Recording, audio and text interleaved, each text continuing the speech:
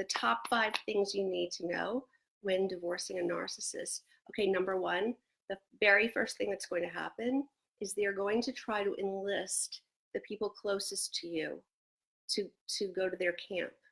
They're going to reach out to your family, your friends, your community, people you work with, whatever, and try to get them to drink their Kool-Aid. You know what I mean? They're going to try to tell them their distorted version of what's happening, to try to make themselves out to be the victim, to make you out to be the bad guy. They will rewrite history. They will lie. They will completely turn everything upside down. They will be the victim. They'll be so manipulative in this. They'll do their best award-winning acting. They will cry. You know, you all know, if you're here, you know what I'm talking about, what they're capable of.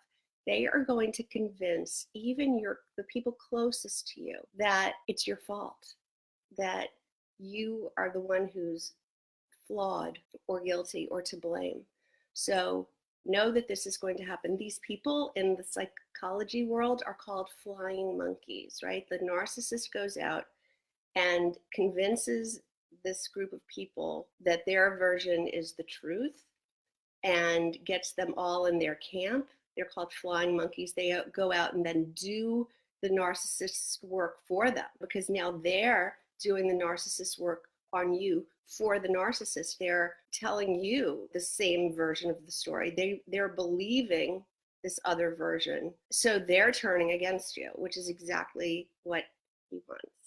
All right, number 2, the second top thing you need to know when divorcing a narcissist is that as much as they are making your lives miserable, doing the most despicable things to you, calling you the most horrific names, doing all of these horrible things to hurt you, at the same time, they're begging you to come back.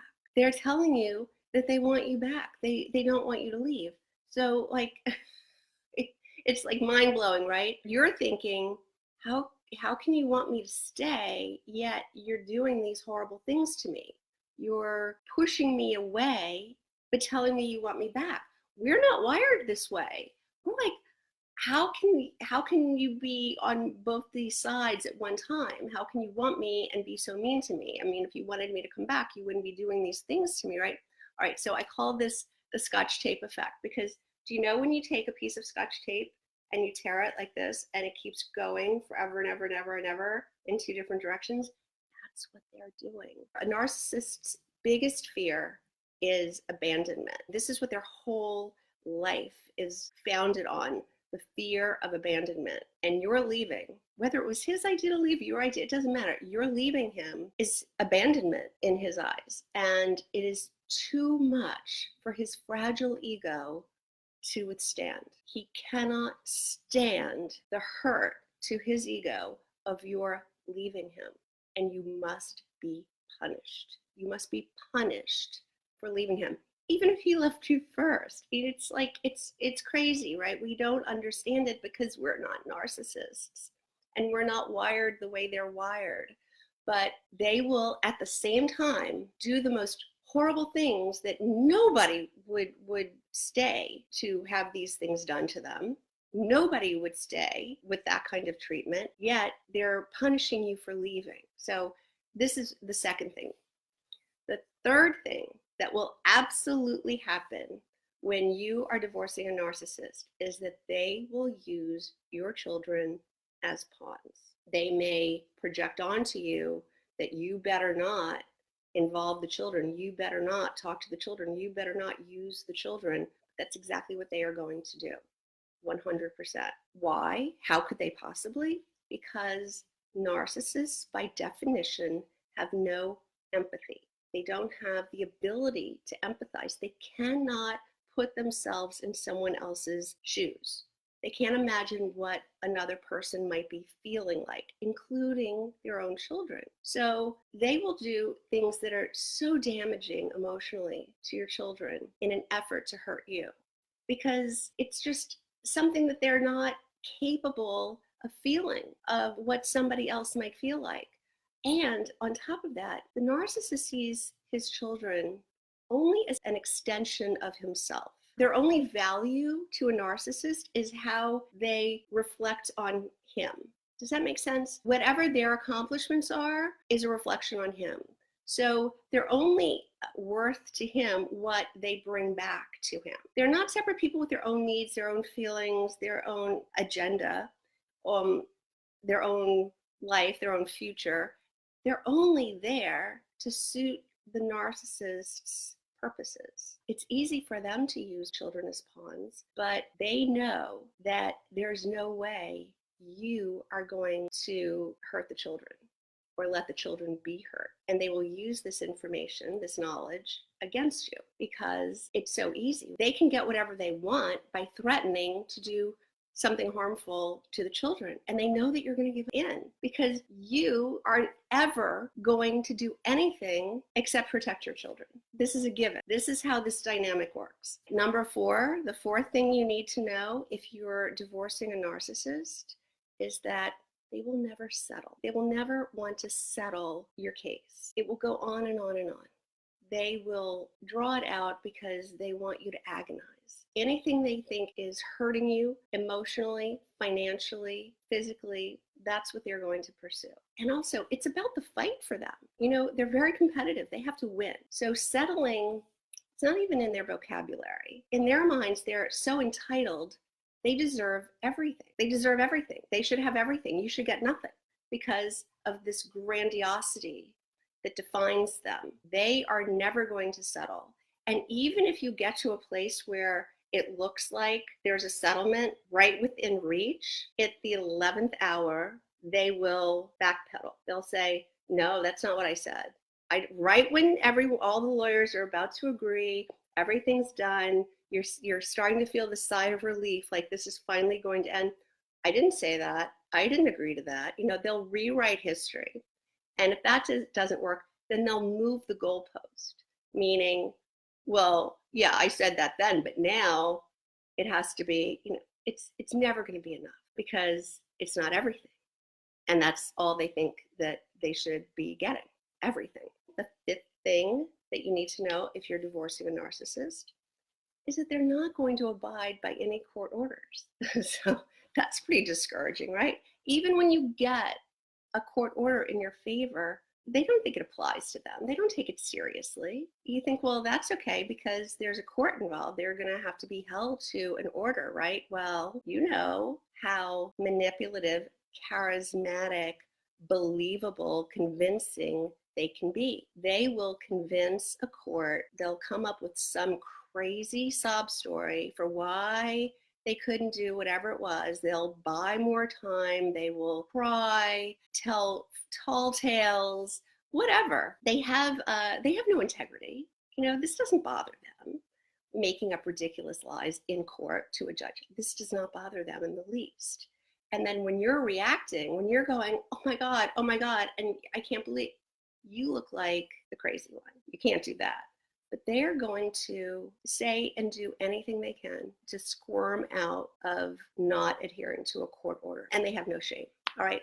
Those are the 5 things. So why would I ever tell you such bad news? This is very depressing that this is what you're going to face or are facing. It's not very uplifting, is it? But here's why.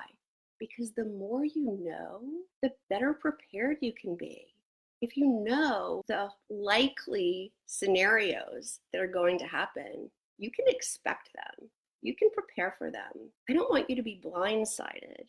I want you to know and expect that this is going to happen so that you can shore yourself up for it and maybe take precautions against letting it hurt you in your case. Also, you can use this disorder of theirs against them.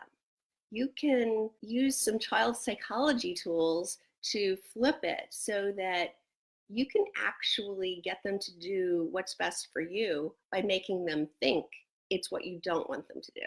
You know, it's just like toddlers, really. The other reason I'm telling you all this is because, like I said, if you react in court, if you flip out or lose your temper or go off on him, the court's believing him And now say that you're the judge, right? The judge is believing this crazy sob story about how his mother just died, or, and he needs more time.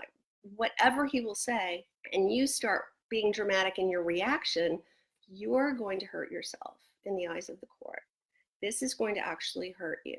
They're going to think that you're the bad guy, and you have to always wear the white hat, because judges are just people. They make broad stroke decisions. They only have a minute to sum you up. They don't get to know you. They're reading the lawyer's account of what's going on. They're reading all these papers, and then they see you. They have to make a snap decision about you. And this is just human nature. They take you at face value, and they take him at face value. He's going to be the one never turning things over on time, not showing up, delaying, always having an excuse, always having a sob story, always, and they may fall for it the first time, the second time, the 10th time maybe, but at some point they will start to get it. But if you start doing what most of I see my clients wanting to do, and I stop them from doing this, which is, well, he's not turning over discovery. Why am I the idiot who's like doing everything, giving them everything? He's not giving us anything. Why should I give everything? Well, I'm going to withhold it too. Or he didn't show up for court, so I'm not going to. Why am I going to take a day off from work? He never shows up. I'm not going to show up. This is why you can't do that, because then you're just the same. The judge doesn't know. He can't, or she can't remember all he knows is who showed up, who didn't, who turned it over, who didn't.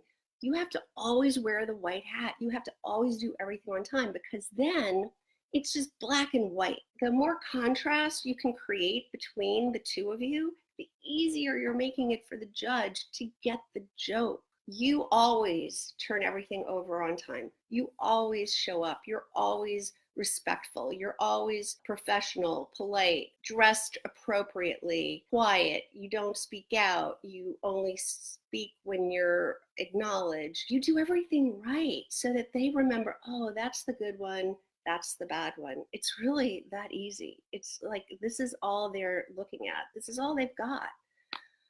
All right. So what's my advice? My overall advice when you're having to face this sort of contentious situation, you have to go with your gut and do what you know or what you feel is best for you and your family, for you and your kids, and have conviction about what that is. What if you're in this situation and you need to have this kind of coaching, this kind of guidance, this kind of help at this crucial time?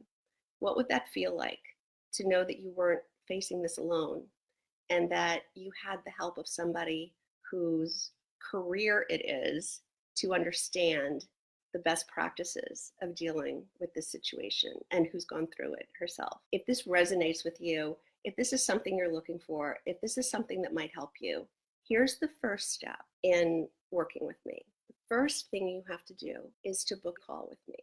I hope to speak to you soon on a call. Bye.